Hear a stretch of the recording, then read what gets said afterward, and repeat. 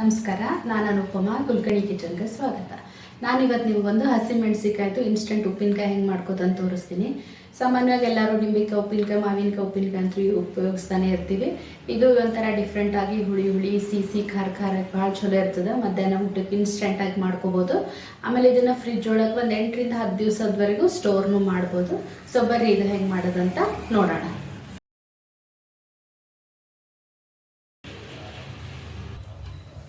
ನಾನಿವಾಗ ಇದು 100 ಗ್ರಾಮ್ ಅಷ್ಟು ಹಸಿಮೆಣಸಿಕಾಯಿ ತೊಗೊಂಡಿನಿ.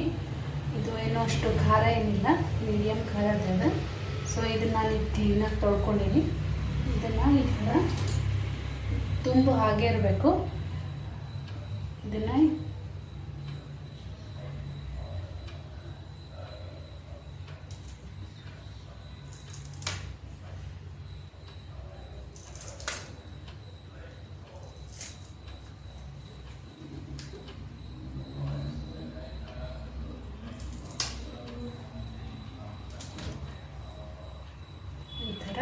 ಸ್ಲಿಟ್ ಮಾಡ್ಕೊತೀನಿ.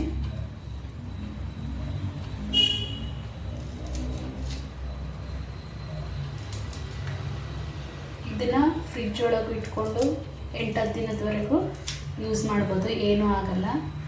ನೀವು ಟ್ರಾವೆಲ್ ಮಾಡ್ತಿದ್ರೆ ಇದನ್ನು ತಗೊಂಡು ಹೋಗ್ಬೋದು. ಈ ಥರ ಸ್ಲಿಟ್ ಮಾಡ್ಕೋಬೇಕು. ಇದೆಲ್ಲನೂ ಇದೇ ಥರ ಸ್ಲಿಟ್ ಮಾಡ್ಕೊತೀನಿ.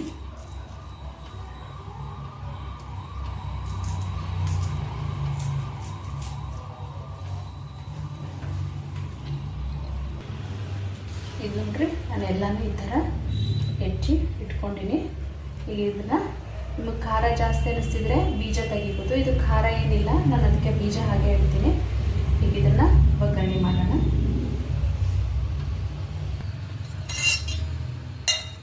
ಈಗ ಒಗ್ಗರಣೆ ಮಾಡ್ಕೊತೀನಿ. 2 ಟೀ ಸ್ಪೂನಷ್ಟು ಎಣ್ಣೆ, ಸ್ವಲ್ಪ ಮೆಂತ್ಯ, ಸಾಸಿವೆ,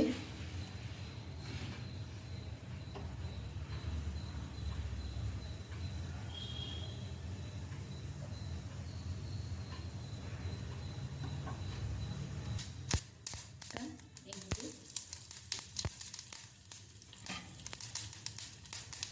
ಹೆಚ್ಕೊಂಡಿರೋದು,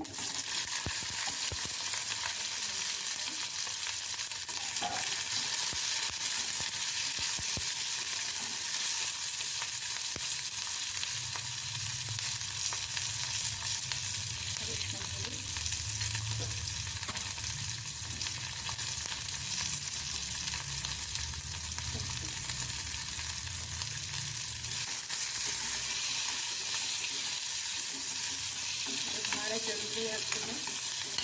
ಥೇಪ್ಲ, ಚಪಾತಿ, ಭಕ್ರಿಗೂ ಚಲೋ ಇರ್ತಿದ್ದು.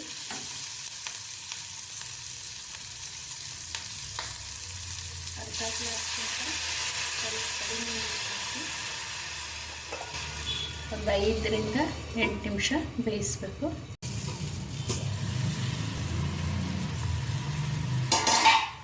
ಇದು ಬೆಂದಿರೋದು.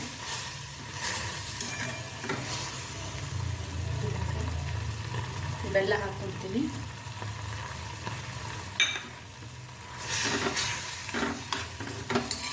ಬೆಲ್ಲ ಎಲ್ಲ ಕರಗೋವರೆಗೆ 2 ನಿಮಿಷ ಬಿಟ್ಟು ಇದು ನೋಡಿರಿ, ಬೆಲ್ಲ ಎಲ್ಲ ಕರಗದಿರೋದು. ಶೇಂಗಾದು ಎಳ್ಳು ಪುಡಿ 2 ಹುರಿದಿರೋದು ಪುಡಿ ಮಾಡಿ ಇಟ್ಟಿದ್ದೆ. ಸೊ ಇದನ್ನು ಹಾಕಿ ಸರಿ ಮಿಕ್ಸ್ ಮಾಡ್ಕೊಳ್ಳೋಣ. ಇದು ಇವಾಗ ಕರೆಕ್ಟ್ ಪರ್ಫೆಕ್ಟ್ ಆಗೋದಿದೆ.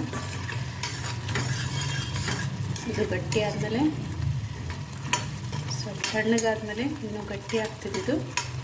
ಅದಕ್ಕೆ ಇವಾಗ ಗ್ಯಾಸ್ ಆಫ್ ಮಾಡ್ತೀನಿ. ಆಮೇಲೆ ಇದು ನಿಂಬೆಹಣ್ಣು ರಸ. ಇಷ್ಟೇ ಸಿಂಪಲ್ಲಾಗಿ ಮೆಣಸಿಕಾಯಿ ಆಲ್ರೆಡಿ.